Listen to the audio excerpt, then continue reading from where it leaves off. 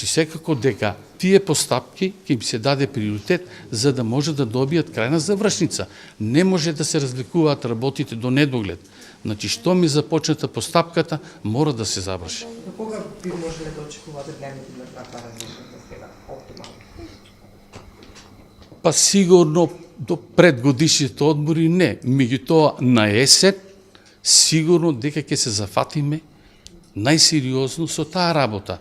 До годишните одбори планираме, доколку успееме, бидејќи малку и изборите сега не дефокусираа, да извршиме избор на 6 судии во апелациониот суд Скопје, 2 судии во управниот суд и да избереме преседатели на 10 суда.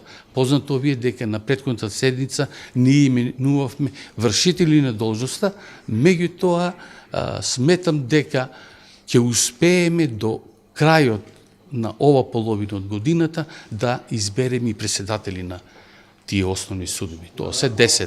Веројатно имате слушнати сите прислушкувани разговори на владната маса седите со Јово Вангеловски, председател на Врховниот суд.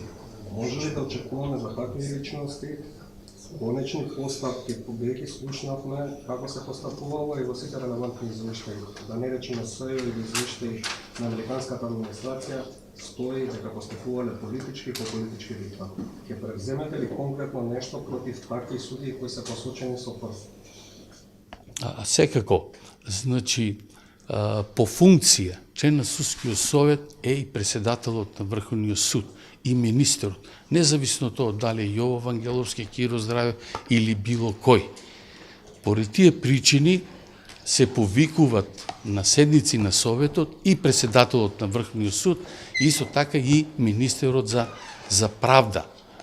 Со оглед на тоа да се покренати и постапки пред Судскиот совет, јас реков дека се што е покренато пред Судскиот совет како постапка за утврдување на одговорност на било кој, независно дали е судија, преседател на суд, уште повеќе член на Судски совет, преседател на Судски совет, тие постапки мораме да ги завршиме.